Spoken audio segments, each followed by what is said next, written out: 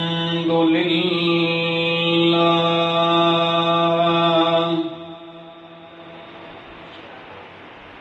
الحمد لله رب العالمين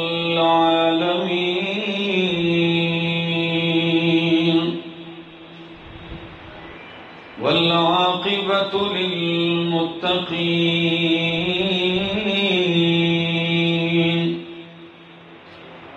والصلاة والسلام على أشرف الأنبياء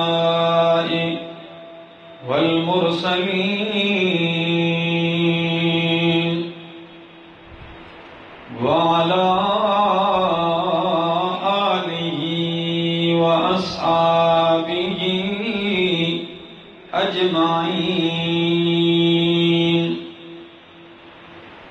أما بعد فأعوذ بالله من الشيطان الرجيم بسم الله الرحمن الرحيم وأن هذا صراطي مستقيما فاتبعوه ولا تتبعوا السبل فتفرق بكم عن سبيله ذلكم وصاكم به لعلكم تتقون وقال تعالى وهذا كتاب أنزلناه مبارك فاتبعوه واتقوا لعلكم ترحمون وقال تعالى إن هذا القرآن يهدي للتي هي أقوم وقال تعالى يا أيها المزمل قم الليل إلا قليلا نصفه أو انقص منه قليلا أو زد عليه ورتل القرآن ترتيلا وقال النبي صلى الله تعالى عليه وسلم إن هذا القرآن سبب طرفه بيد الله وطرفه بأيديكم فتمسكوا به فإنكم لن تضلوا بعده ولن تهلكوا بعده أبدا سبحان ربك رب العزة عما يصفون وسلام على المرسلين والحمد لله رب العالمين کیسے ممکن ہے حقائق بھی سرابوں میں ملیں کیسے ممکن ہے حقائق بھی سرابوں میں ملیں رحمت حق کے نشان کیسے عذابوں میں ملیں ساز وجدان سے سنو نغمہ عرفان و یقین یہ وہ نغمہ نہیں جو تم کو ربابوں میں ملے نشہ عشق محمد سے خدا ملتا ہے یہ وہ نشہ نہیں جو تم کو شرابوں میں ملے جہاں بر کے مصائب کا علاج ہے فقط قرآن ان سب کا حل اس کے جوابوں میں ملے غم دنیا میں غم دین بھی شامل کر لو غم دنیا میں غم دین بھی شامل کر لو تاکہ دیدار و رضا تم کو ثوابوں میں ملے انتہائی قابل عزت قابل احترام ذی قدر بزرگوں، بھائیوں، عزیزوں، نوجوان ساتھیوں، السلام علیکم۔ ان دنوں میں ملک کے طول و عرض میں قرآن کریم کے دورہائے تفاسیر شروع ہوتے ہیں۔ چند دن پہلے ہمارے ہاں قرآن کریم کی تفسیر کا جو دورہ تھا وہ اختتام پذیر ہوا۔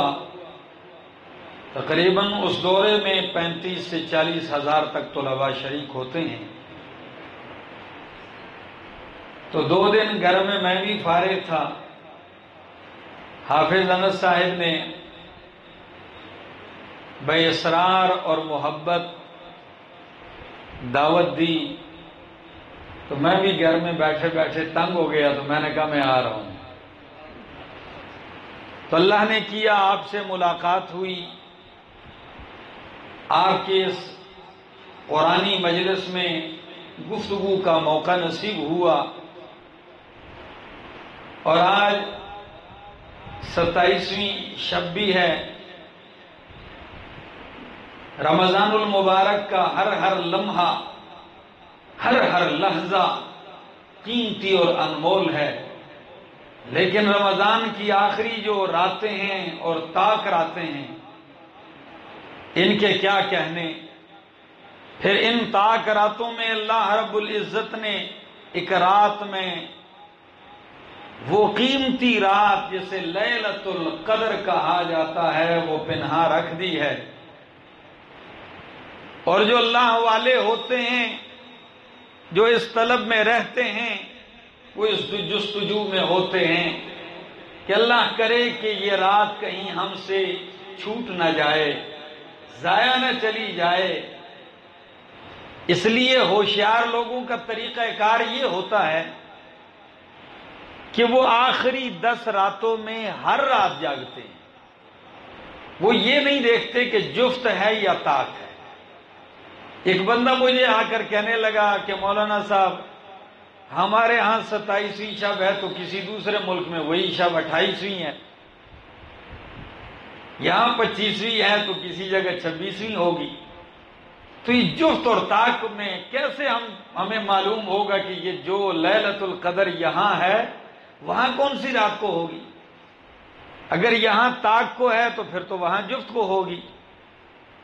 میں نے کہا اللہ کے بندے، اس اختلاف سے نکلنے کے لیے آپ کو میں آسان طریقہ یہ بتاتا ہوں کہ آپ آخری عشرے کی ہر رات قیام کریں، ہر رات کو آپ لیلۃ القدر سمجھ کے اللہ کے حضور کھڑے ہو جائیں، تو جب 10 راتیں آپ قیام کریں گے تو لیلۃ القدر آپ سے کسی صورت بھی ضائع نہیں جائے گی۔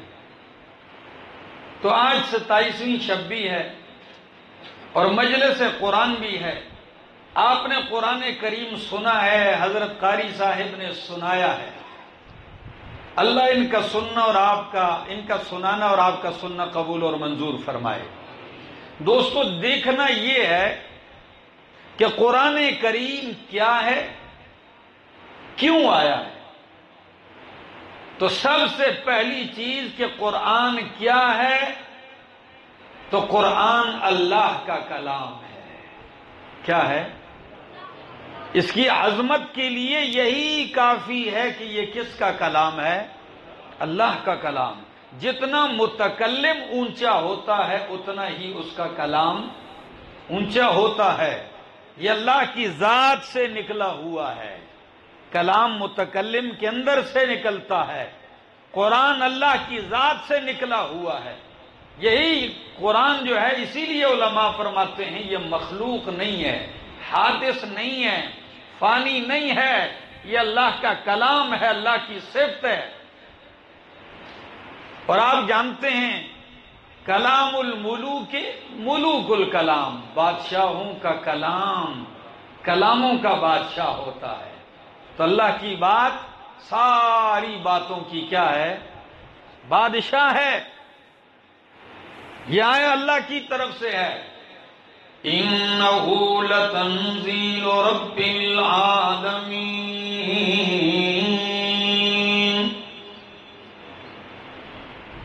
وَإِنَّهُ لَتَنزِيلُ رَبِّ الْعَالَمِينَ، یہ قرآن رب العالمین کی طرف سے اتارا گیا ہے۔ نزل بہ الروح الامین، اتارا کس نے، کون لے کے آیا ہے؟ رب العالمین کی طرف سے۔ نزل بہ الروح الامین، روح الامین جبریل امین لے کے آئے۔ کس رات میں آیا، کس مہینے میں آیا؟ قرآن کہتا ہے شہر رمضان الذی انزل فیہ القرآن، رمضان کا مہینہ یہ وہ مہینہ ہے جس میں قرآن اتارا گیا۔ رمضان کی کون سی رات میں اتارا گیا؟ فرمایا اِنَّا انزلناہ فی لیلۃ مبارکہ، یہ قرآن اتارا گیا ہے فی لیلۃ مبارکۃ، برکت والی رات میں۔ کون سی رات میں؟ عجیب رات ہے کہ اللہ اسے کیا فرما رہے ہیں؟ لیلۃ مبارکۃ، برکت والی رات ہے۔ میں نے کہا ربا تیری شان بڑی نرالی ہے، یہ تیری کرم نوازی ہے کہ ساری برکتیں اکٹھی کر دی ہیں، رات بھی برکت والی، جو قرآن اترا ہے وہ قرآن بھی برکت والا ہے۔ ھذا کتاب مبارک، کیسی کتاب ہے؟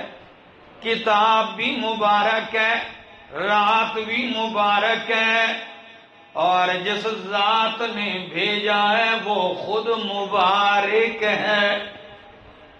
تھوڑا سا فرق تو آیا ہوگا، رات مبارک ہے، قرآن مبارک ہے، اور بھیجنے والا مبارک ہے، یعنی قرآن میں برکت رکھی گئی ہے، رات میں برکت رکھی گئی ہے۔ رکھنے والا کون ہے؟ بولو، برکتیں بھیجنے والا کون ہے؟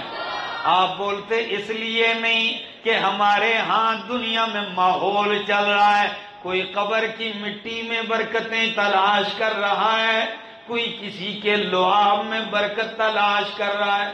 یہ تھوڑا جیسے دیگا میں تھکیو نہ ذرا، لعاب پاؤ تاکہ برکت ہو جائے۔ آپ تو بڑے اچھے لوگ ہیں، ہمارے یہاں ایک پیر صاحب تھے تو لوگ کہتے تھے کہ اس کے پیشاب میں بھی برکت ہے۔ میں نے اپنی گناہگار آنکھوں سے دیکھا ہے اس کو۔ آپ کہیں گے کیسے؟ وہ رکشے پہ ٹانگے پہ نہیں جایا کرتا تھا،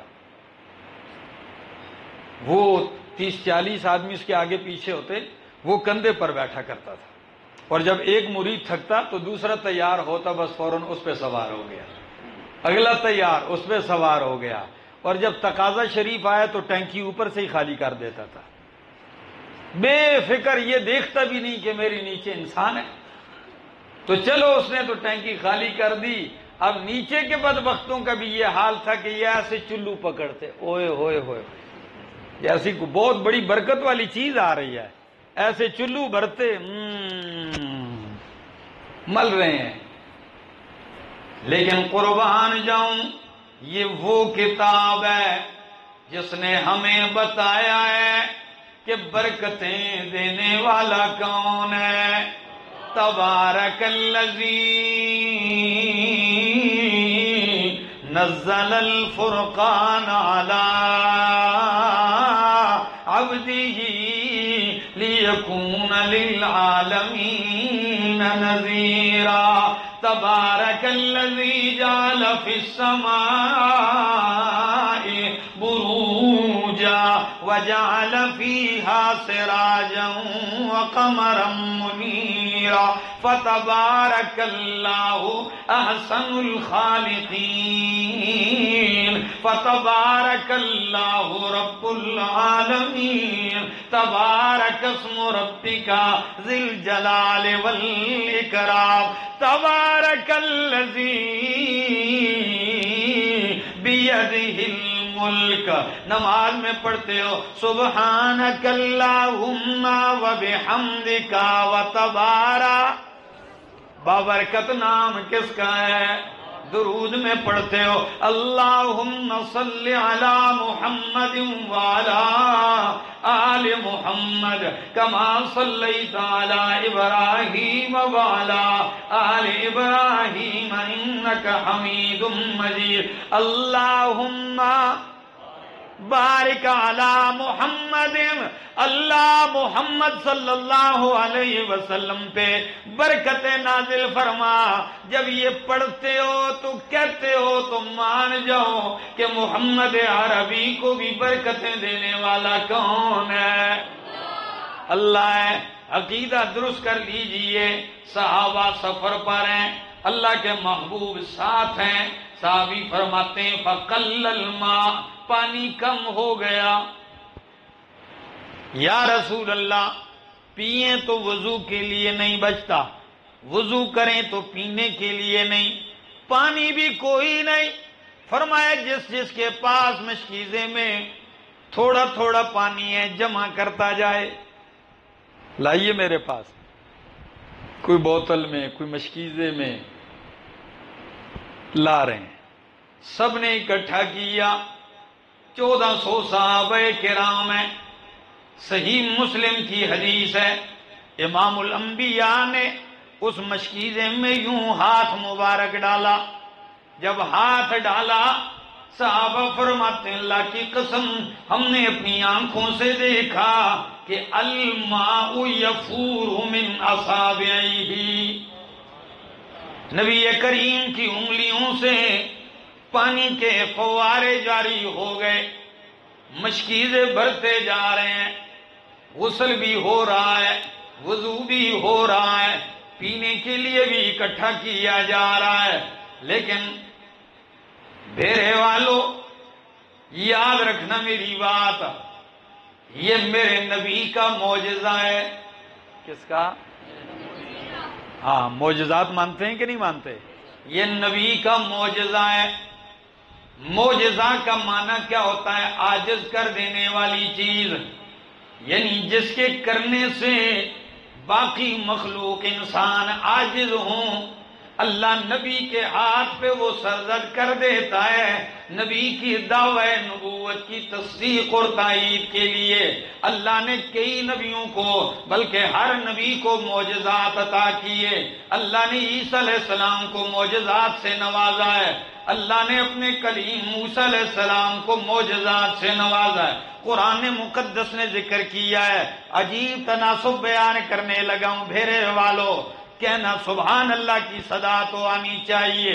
کلیم اللہ سے اللہ فرماتے ہیں فَضْرِبْ بِعَصَاكَ الْحَجَرَ، او میرا کلیم مارنا لاٹھی پتھر پہ، کلیم اللہ لاٹھی مارتے پتھر پہ، فَانْفَجَرَتْ مِنْهُ اثْنَتَا عَشْرَةَ عَيْنًا، چٹان سے 12 چشمے جاری ہو گئے۔ کتنے؟ 12 چشمے چٹان سے جاری ہو گئے۔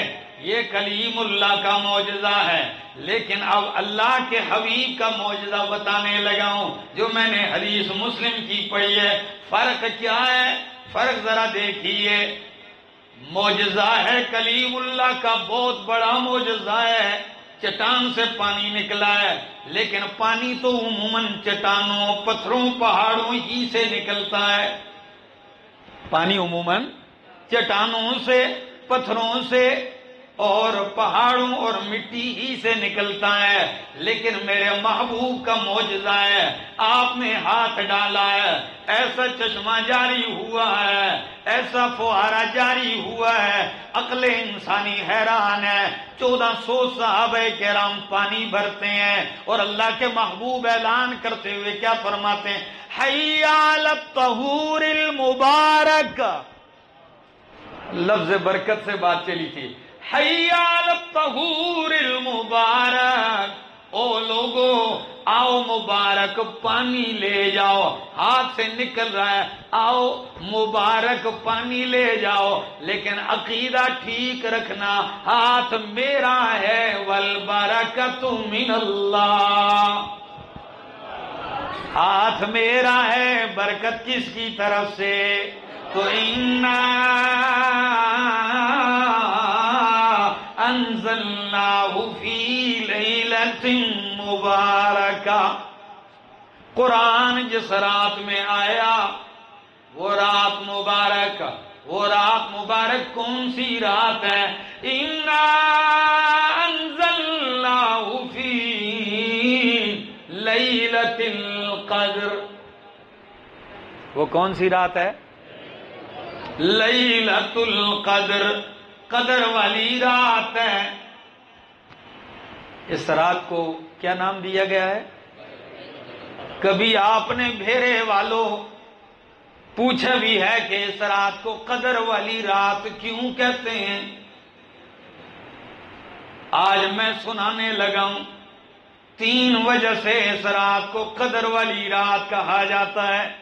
کتنی وجہ سے؟ پہلی وجہ یہ قدر والی رات ہے، اس کو قدر والی رات اس لیے کہتے ہیں کہ قدر کا معنی ہوتا ہے تقدیر۔ کیا؟ ہاں آپ ایمان مفصل میں کیا پڑھتے ہیں؟ والقدر خیرہ وشرہ من اللہ تعالی، کہ اچھی بری تقدیر کس کی طرف سے ہے؟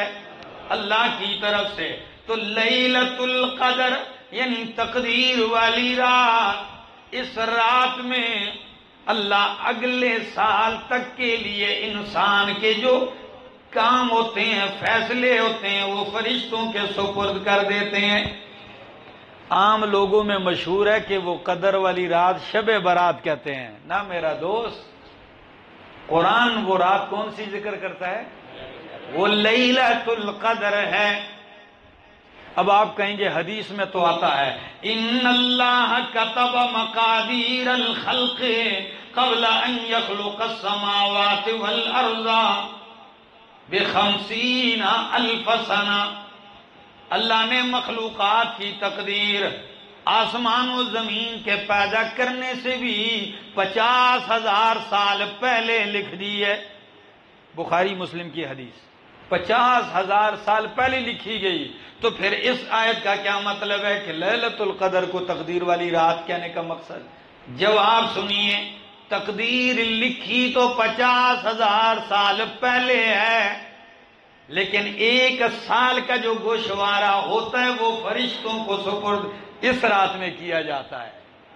1 سال کا جو لائحہ عمل ہوتا ہے وہ اس رات میں سپرد کیا جاتا ہے۔ تو لوگوں، تقدیر کی رات ایک بندہ کھڑا ہے، کوئی آنسو بہا رہا ہے، کوئی گڑ گڑا رہا ہے، کوئی التجائیں کر رہا ہے، اللہ اس کو نیک بخت کر دیں، اللہ اس کو سعادت مند کر دیں، اللہ اس کو مفلحین کی لسٹ میں شمار کر دیں، کوئی مشکل نہیں ہے۔ اس لیے تقدیر بدلنا اللہ کے لیے کوئی مشکل، بلکہ حضرت عمر رضی اللہ تعالیٰ عنہ کی ایک عجیب دعا سنانے لگا ہوں آپ کو۔ فاروق اعظم جب دعا کرتے تو کبھی کبھی یوں بھی کہا کرتے تھے کہ اللہم ان کنت کتبتنا اشقیا فامحوہ واکتبنا سعداء، اگر اللہ تو نے ہمیں تقدیر میں بدبخت لکھا ہے تو فمحوہ، اسے مٹا دے، واکتبنا سعداء، ہمیں سعادت مند لکھ دے، وَإِن كُنْتَ كَتَبْتَنَا سُعَدَاء، اور اللہ اگر تو نے ہمیں سعادت مند لکھا ہے فَأَثْبِتْنَا، تو ہمیں اس پہ جما دے، ثابت قدمی عطا کر دے، اس لیے کہ فَإِنَّكَ تَمْحُو مَا تَشَاءُ وَتُثْبِتُ وَعِندَكَ أُمُّ الْكِتَابِ، اللہ تو جو چاہتا ہے مٹاتا ہے، جو چاہتا ہے لکھ دیتا ہے، لوح محفوظ تو تیرے پاس ہے۔ تقدیر کی کتاب کس کے پاس؟ تو لیلۃ القدر تقدیر والی رات۔ دوسری وجہ اس کو لیلۃ القدر کیوں کہتے ہیں؟ قدر کا معنی ہوتا ہے عزت اور احترام، یہ تو آپ کی پنجابی میں بھی بولا جاتا ہے، میں فلاں کے پاس گیا، بڑی قدر کی تھی. آتے کہ نہیں آتے؟ کہتے ہیں نا فلاں نے میری بڑی قدر کی ہے. تو اب مانا ہوگا اِنَّا انزلناہ فی لیلۃ القدر، ہم نے قرآن کو قدر احترام والی رات میں اتارا ہے. اب آپ کہیں گے کتنا احترام ہے اس رات کا؟ تو احترام کی ایک جھلک بتانے لگا ہوں. اس رات کا احترام اتنا ہے، فرمایا لیلۃ القدر خیر من الف شہر. قدر اتنی ہے کہ رات ایک ہے، بہتر 1000 مہینوں سے ہے. اتنی قدر ہے اللہ کے ہاں. رات تو ایک ہے، بہتر کتنی ہے؟ 1000 مہینوں سے بہتر ہے. 1000 مہینے کتنے سال بنتے ہیں؟ 84 سال 4 مہینے. کتنا؟ 84 سال 4 مہینے بنتے ہیں. اس امت پہ اللہ نے خاص مہربانی کی ہے. کیوں؟ پہلی امتوں کی عمریں زیادہ، 200 سال، 3 4 1000 سال. تو جو 1000 سال عبادت کرے تو پھر اجر بھی زیادہ ہوگا. تو اس امت بیچاری کی عمر ہی 50 60 70. جی بہت اکا دکا ایسے ہوں گے جو 80 90 100 تک جاتے ہوں گے، بلکہ جو 100 تک پہنچتے ہیں تو پورے شہر میں چرچا ہوتا ہے فلاں علاقے میں ایسا بابا ہے جس کی 100 سال عمر ہے. پورے علاقے میں ایک نام. تو اس امت کی تو عمریں کم ہیں. تو اللہ نے فرمایا کیا ہوا کہ عمریں کم ہیں؟ عمر کم ہے لیکن میری عطا میں کوئی کمی نہیں ہے. ان کی عمریں زیادہ، تمہاری عمر کم ہے. ہر سال میں نے تمہیں ایک رات عطا کر دی ہے جو 84 سال 4 مہینوں سے بہتر ہے. تو اگر بندہ 10 سال لگاتار یہ رات پاتا جائے جی، تو آپ 84 کو 10 کے ساتھ ضرب دیں، اندازہ لگا لیں. آپ کو ایسے بھی بوڑھے ہوں گے جو 20 40 سال سے ہر رات قیام کرتے ہوں گے. تو اگر ان کا حساب لگایا جائے تو میرے اور آپ کے پاس طریقہ بھی نہیں ہے کہ حساب کیسے کریں. اتنی نوازشات. تو قدر کا ایک معنی میں نے کیا احترام والی رات. کیوں احترام نہ ہو؟ قرآن اترا ہے. رات کی قدر کیوں نہ بڑھے؟ قدر والی کتاب اتری ہے. کیوں احترام نہ ہو؟ احترام والی کتاب اتری ہے.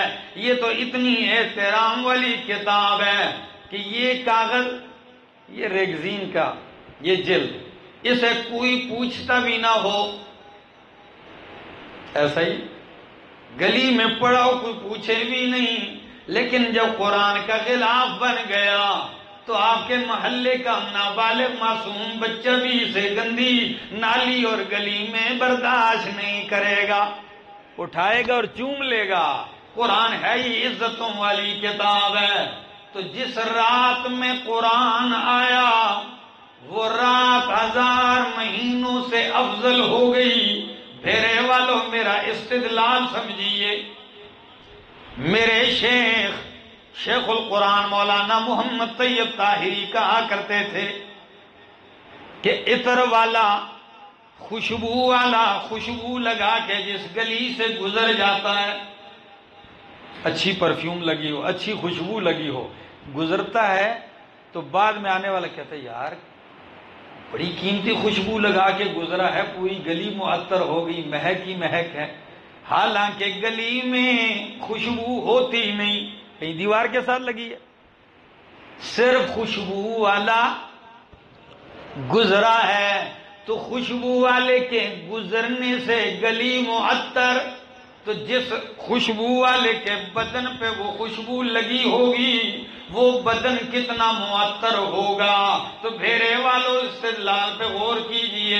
جس رات میں قرآن صرف گزر گیا وہ رات اتنی معطر ہو گئی کہ 1000 مہینوں سے افضل ہو گئی. تو جس سینے میں قرآن جا کے ٹھکانہ پکڑ گیا وہ سینہ کتنا معطر ہوگا. سینہ کتنا معطر ہوگا. جہاں قرآن نے 20 سال 30 سال موت تک جتنی عمر کسی کی ہے سینے میں رہا ہوگا وہ سینہ کتنا معطر ہوگا. اور ایک اور بات بھی آپ کو جاتے جاتے سنا دوں. روزے کا مہینہ ہے, دن میں آپ روزے رکھتے ہیں, گرمی ہے, دن بھی بڑے ہیں, منہ خشک ہوتا ہے, ہونٹ خشک ہوتے ہیں, ظہر کے بعد بھوک لگتی ہے, معدہ خالی ہوتا ہے تو منہ سے بو آتی ہے. ایسا ہی ہے, معدہ خالی ہونے کی وجہ سے منہ سے بو آتی ہے. اور رمضان میں ہوشیار لوگ جو ہوتے ہیں نا وہ منہ کسی کے قریب کر کے بات نہیں کرتے کہ میرے منہ کی بو سے اگلا تنگ نہ ہو. اور اگر کوئی زیادہ ہوشیار کرے بھی تو ٹیشو رکھ کے بات کرتے ہیں, کئی ہاتھ رکھ کے بات کرتے ہیں کہ اگلے کو اذیت نہ پہنچے. اچھا آئیے عظمت دیکھیے. اللہ کے محبوب نے فرمایا لخلوف فم الصائم اطیب عند اللہ من ریح المسک. روزے دار کے منہ کی بو اللہ کو کستوری سے زیادہ محبوب ہے. میرے دوستو آپ تھکے ہیں میرے خیال سے. روزہ تو میرا بھی تھا اور میں ہزارہ سے سفر بھی کر کے آیا ہوں روزے کی حالت میں, تو تھکے آپ ہیں.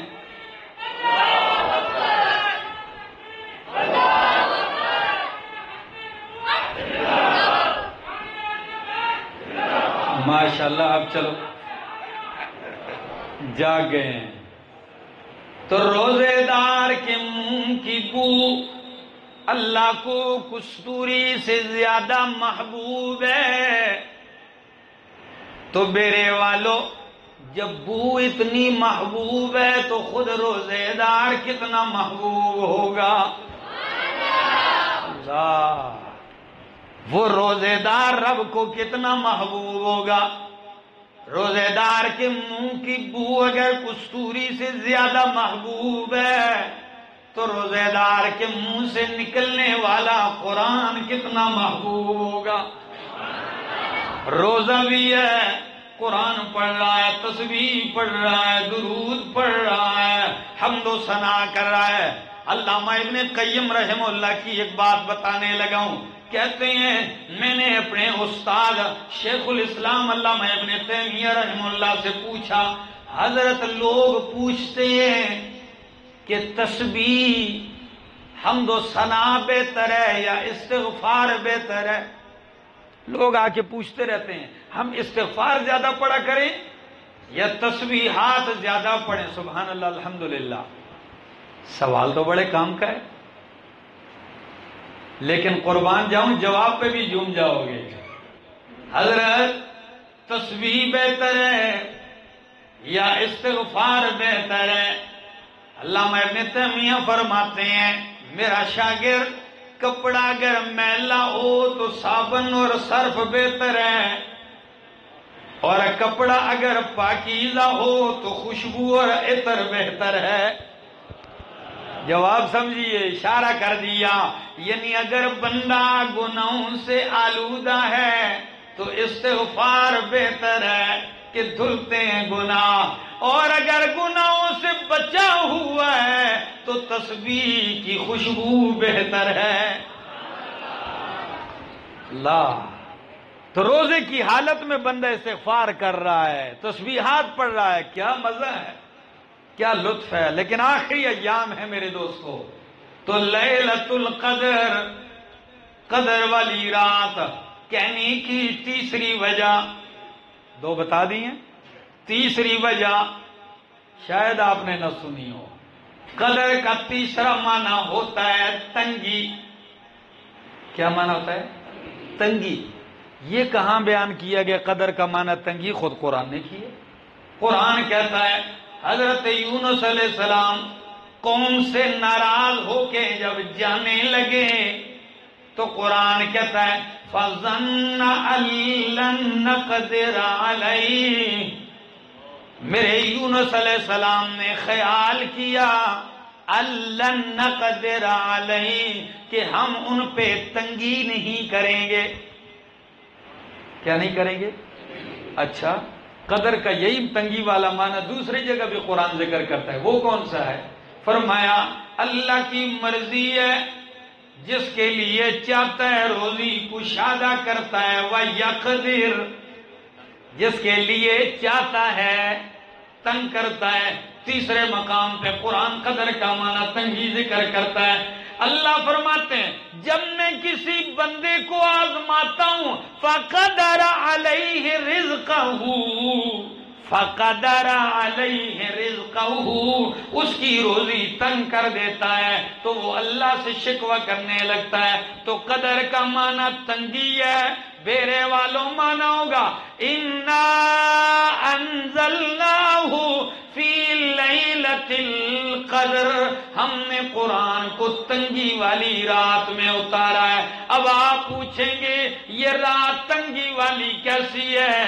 تو خود قرآن ذکر کرتا ہے کہ یہ رات تنگی والی اس لیے تنزل الملائکۃ والروح فیہا، اس رات میں اتنے فرشتے اترتے ہیں زمین پہ جگہ تنگ پڑ جاتی ہے.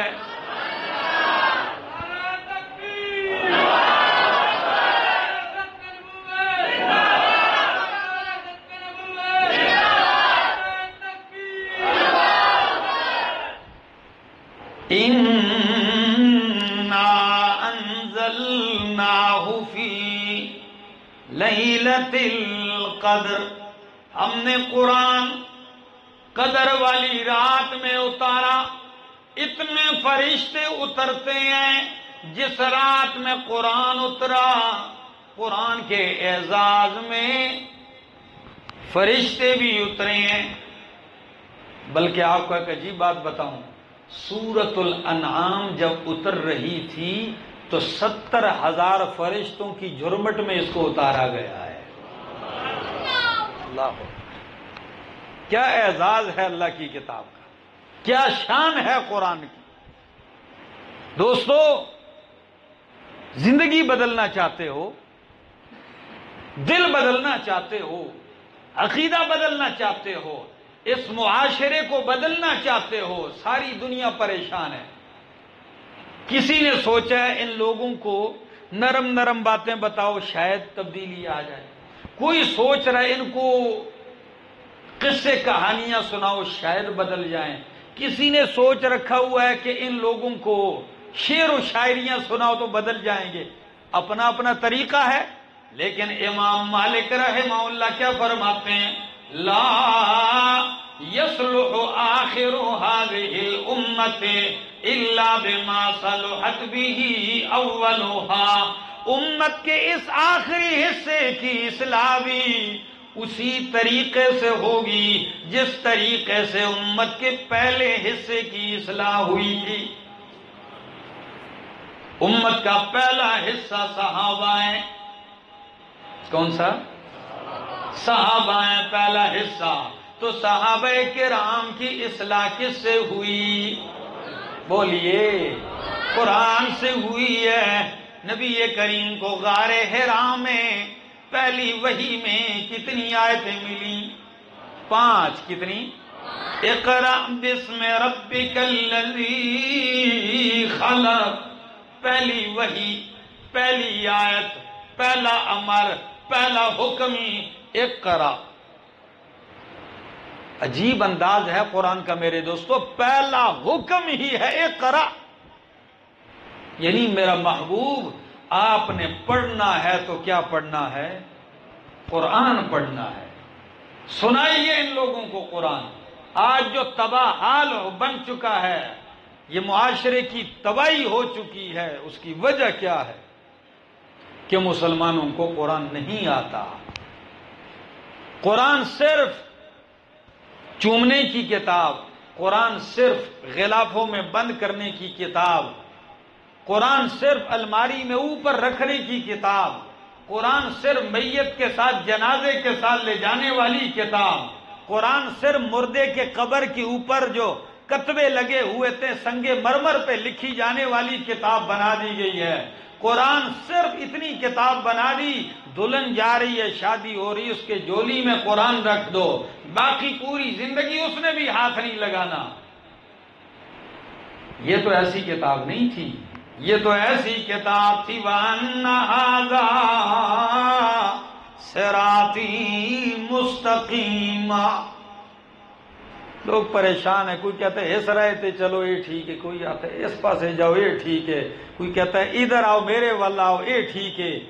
اللہ نے فرمایا وَأَنَّ هَذَا صِرَاطِي مُسْتَقِيمًا، سورۃ الانعام ہے، 8واں پارہ ہے، آیت نمبر 153 ہے۔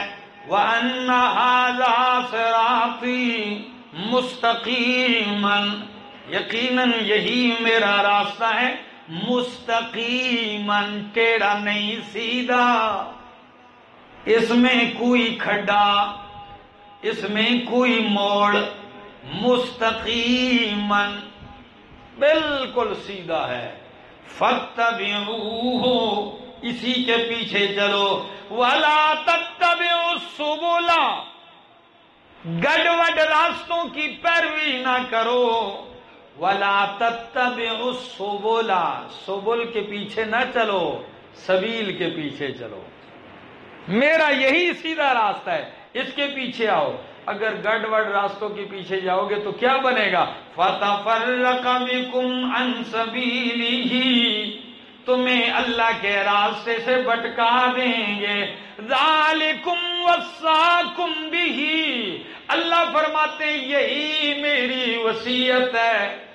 ذَلِكُمْ وَصَّاكُمْ بِهِ، یہی ہے وہ چیز جس کی اللہ تمہیں وصیت کرتا ہے۔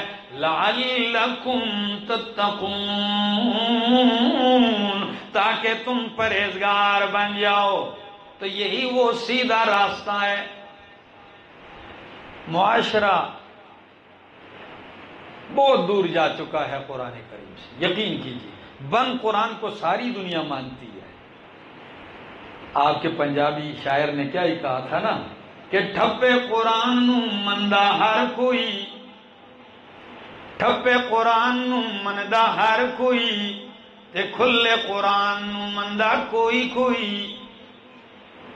جب کھولیں گے تو پھر پتہ چلے گا کتنے مانتے ہیں۔ کہیں قاضی ناراض، کہیں تاجر ناراض، کہیں خان صاحب، ملک صاحب، نواب صاحب، چودھری صاحب ناراض، کہیں حاجی صاحب ناراض۔ کیوں؟ قرآن لیبارٹری ہے تو یہ تو ہر ایک کی بیماریاں پکڑتا ہے، اور جب آپ کھولو گے تو یہ معاشرے کے ہر فرد کی بیماری پکڑے گا۔ رمضان کا مہینہ تھا، میرے شیخ کے والد محترم قرآن کا درس دے رہے تھے، سینکڑوں کے حساب سے لوگ آئے۔ ایک طالب علم 2-3 دن رہا، بستر اٹھائے، دورہ پورا نہیں کیا، جا رہا ہے۔ چوک میں کسی بندے نے روکا، ہو طالب علم درس تے ہلے ختم نہیں ہوا ہے تو پہلے ٹور پہ آپ پہلے ہی چل پڑے ہیں، ابھی تو 40-47 دن درس ہوتا ہے۔ کہتا میں نہیں پڑھتا ہوں۔ کیوں نہیں پڑھتے ہو؟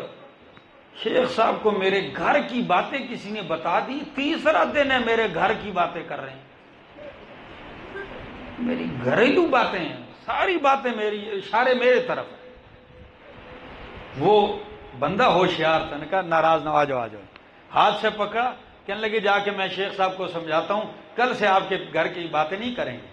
جب پہلے لے آئے، شیخ کے سامنے بٹھایا، فرمایا حضرت آپ اس طالب علم کو جانتے ہیں؟ حضرت نے فرمایا واللہ میں جانتا بھی نہیں ہوں، کون ہے یہ، کہاں کا ہے، کب سے آیا ہے، اتنا پتا ہے کہ سامنے بیٹھ کے قرآن سنتا تھا۔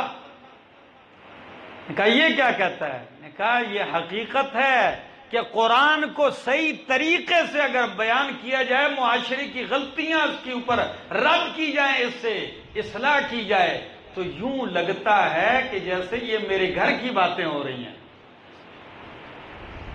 کہا ناراض نہ ہو، یہ آپ کے گھر کی بات نہیں ہے، قرآن ہے ہی ایسی کتاب ہے، لیکن کیا کیا جائے، نہ ہم نے اس طریقے پہ بیان کرنا ہے نہ کوئی کرتا ہے، بھائی چل سے چل ہے، گزارا ہو رہا ہے۔ ہمارے مقتدی بھی ہمیں آ کے بڑے اچھے اچھے مشورے دیتے ہیں، کہتے ہیں مولانا صاحب آپ نے کوئی ٹھیکہ لیا ہے سارا قرآن سنانے کا؟ سارا قرآن نہ بیان کرا کرو، فساد ہوتا ہے، لڑائی ہوتی ہے، کئی لوگ ناراض ہو جاتے ہیں، سارا نہ بیان کرو۔ میں نے کہا اچھا پھر کتنا بیان کریں؟ اکھی جی پہ سوئیاں میٹھیاں میٹھیاں گلاں بیان کرو نا۔ میں نے کہا یہی مشورہ 14 صدیاں پہلے اللہ کے محبوب کو بھی دیا گیا تھا۔ سنا دوں آپ کو؟ جی سنیے، جرگہ آ گیا نبی کریم کے پاس، کیا کہتے ہیں، ائت بقرآن غیر ھذا، ائت بقرآن غیر ھذا، محمد عربی یہ قرآن لے جا، کوئی دوسرا قرآن لے آ۔ یہ ساڑھے کو نہیں برداشت ہوتا، یہ لے جائیں کوئی دوسری کتاب لا کے سنائیں، آپ ہمارے ہم تمہارے ہیں، کوئی جھگڑا نہیں، بس بیچ میں سے اس کو نکال دو، ائت بقرآن غیر ھذا۔ تو جواباً کیا فرمایا؟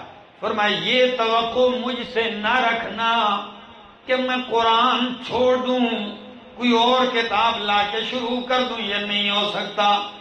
جب انہوں نے دیکھا کہ یہ تو کسی طریقے سے پہ ماننے کے لیے تیار نہیں کسی صورت، تو کہنے لگے اچھا چلو ہم ہی مان جاتے ہیں، لیکن کچھ تسی بھی نرمی کرو نا، اوکے، او بدل ہو، یہی قرآن مان لیں گے آپ کے ساتھ، سارا نہیں، بدل ہو، اسی میں تھوڑی سی تبدیلی کر دو، پھر بھی آپ سے صلح ہو جائے گی۔ او بدل ہو، ترمیم بھی تو چل سکتی ہے نا۔ اچھا وہ تبدیلی کون سی آیات میں مانگ رہے تھے؟ کلو وشربو کے ساتھ جھگڑا تھا کہ یہ آیت نہ پڑھو، کلو وشربو والی آیت، جی اس آیت سے اختلاف کرتے تھے، فَانْكِحُوا مَا طَابَ لَكُم مِّنَ النِّسَاءِ مَثْنَىٰ وَثُلَاثَ وَرُبَاعَ، شادیاں کرو 2 2 3 3 4 4، اس سے وہ جھگڑا کر رہے تھے۔ جنت میں حوریں ہیں، نہریں ہیں، اس سے جھگڑا کر رہے تھے؟ نہیں، ان کا اختلاف اس میں تھا کہ کبھی قرآن کہتا ہے اللہ لا الہ الا هو الحی القیوم، ہاں کبھی قرآن کہتا ہے لا یسمع دعاءکم، جنہیں تم پکارتے ہو وہ تمہاری سنتے۔ کبھی قرآن کہتا ہے لا یخلقون شیئا وهم یخلقون، جنہیں تم پکارتے ہو وہ کچھ بھی پیدا نہیں کر سکتے، وہ خود پیدا کیے گئے۔ آج حضرت قاری صاحب کے پاس بیٹھے ہوئے تھے تو ایک دوست نے میری تقریر کا حوالہ دیا کہ آپ نے ایک عجیب بات کی۔ میں نے کہا لوگوں کا دماغ بھی بڑا عجیب ہے، ہمارے یہاں ایک بندہ قتل ہوا، شہید کا مزار ہے، کس کا؟ اچھا پہاڑ کے دامن میں، شہید کا جو دھڑ ہے وہ وادی میں ہے، اور شہید کا جو سر دفن ہے وہ چوٹی پر ہے، دڑ وادی میں اور سر چوٹی پر ہے۔ اب جو اولیاء سے، شہیدوں سے مانگنے والے عقل کے اندھے ہیں وہ آ رہے ہیں، وہ دھڑ سے مانگ رہے ہیں۔ تو میں نے اپنی تقریر میں کہا سادھو، سر تو 5 کلومیٹر اوپر ہے، کان تو سر میں ہے، اب ادھر پیدل چڑھنا ہے، اگر سنانا ہے یا آپ نے بابا جی کو تو سر تو آپ بھی کہتے ہیں کہاں دفن ہے، وہ تو پہاڑ کی چوٹی پر ہے، تو آپ پاؤں کو سنا رہے ہو۔ یہ عقیدے ہیں، آپ کے پنجاب کے سینکڑوں لوگ ہمارے ہاں صوبہ خیبر پختونخوا میں ایک ضلع ہے بنیر، وہاں تقریباً 500-600 سال پرانی ایک قبر ہے، مزار ہے، جیسے مشہور ہے پیر بابا، اور دوسرا ایک مزار ہے اس کے بالمقابل، اس بابا کا نام ہے دیوانہ بابا۔ ان کی آپس میں بھی نوک جھوک رہتی ہے، جو لوگ پیر بابا کے پاس جاتے ہیں تو دیوانہ بابا والے ناراض ہوتے ہیں، جو دیوانہ بابا کے پاس جاتے ہیں تو پیر بابا کے مرید ناراض ہوتے ہیں۔ تو ایک پنجاب سے آیا ہوا کھڑا ہے وہاں پیر بابا کے مزار میں، اور پیور پنجابی میں لگا ہوا ہے، بابا جی میرا یہ مسئلہ ہے، یہ مسئلہ ہے۔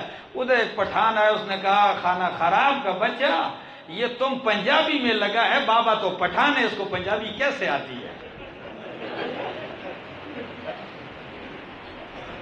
اللہ کے بندے نے کہا اس کو اگر بابا سے کچھ مانگنا ہے تو اس کو پشتو میں بولو، بابا کو پنجابی نہیں آتی تھی۔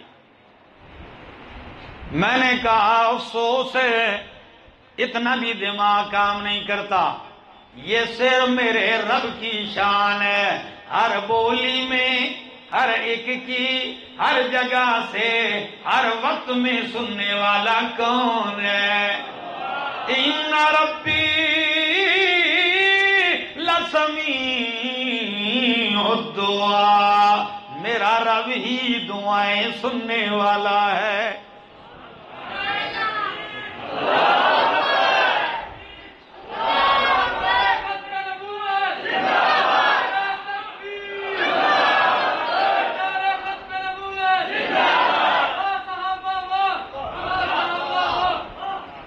اللہ، ایک بندے کی آواز تم سب پہ باری ہے، کیا کریں؟ دوستو تو بات کر رہا تھا، کہنے لگے او بدل ہوں، یہی قرآن مان لیں گے لیکن کچھ تبدیلی کر دیں۔